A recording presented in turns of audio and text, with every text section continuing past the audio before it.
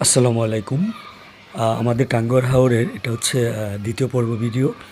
আমরা দুপুরের বেলা টাঙ্গুয়ার হাওরের হাউস বোটে করে টাঙ্গুয়ার হাওরে ঘুরেছিলাম এবং ওয়াচ টাওয়ারের সেখানে গিয়ে আমরা দুপুরে গোসল করে তারপর আবার হাউস বোটে উঠি।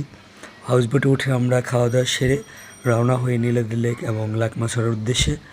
আর লঞ্চ থেকে দূরের সেই পাহাড়গুলো দেখেই ইচ্ছে হচ্ছিল কখন সেই পাহাড়গুলোর কাছে কি আদৌ যেতে পারবো কি না।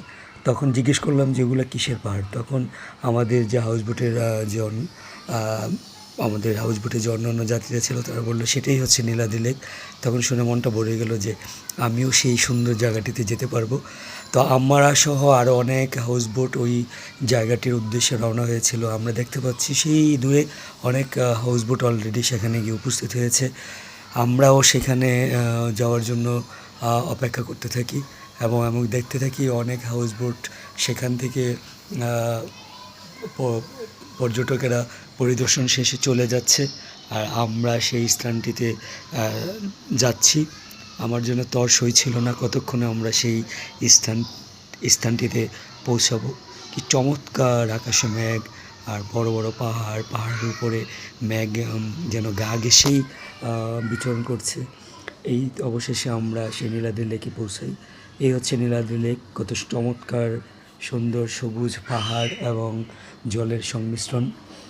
এটা হচ্ছে নীলাদ্রি লেক যেখানে ছোট ছোট নৌকায় করে পর্যটকেরা ঘুরে করছে। ওই যে অনেকেই পাহাড়ের চূড়ায় ওঠার চেষ্টা করছে, ছবি তুলছে, দেখতে খুবই চমৎকার লাগছে। আর অনেকেই নৌকায় করে এই লেকের পানি বোটে করে লেকের পাড়ে ঘুরছে। আমি সেখানে কিছুক্ষণ বসেছিলাম এবং সূর্যাস্ত উপভোগ করছিলাম।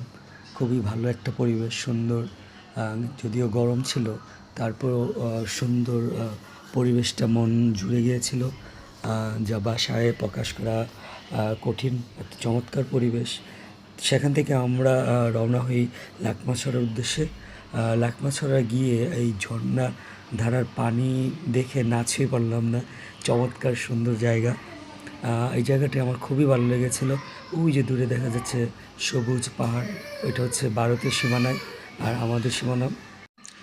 এখানে অনেক পর্যটক এসেছিল যারা এই শীতল পানিতে পা ভিজাচ্ছিল, কেউ গোসল করছিল এবং কেউ ছবি তুলছিল। আমারও খুব সুন্দর লাগলো, ভালো লাগছিল। সেখানে অনেকক্ষণই ছিলাম এবং ভিডিও ধারণ করলাম, বিভিন্নভাবে ভিডিও ধারণ করছিলাম। খুবই সুন্দর।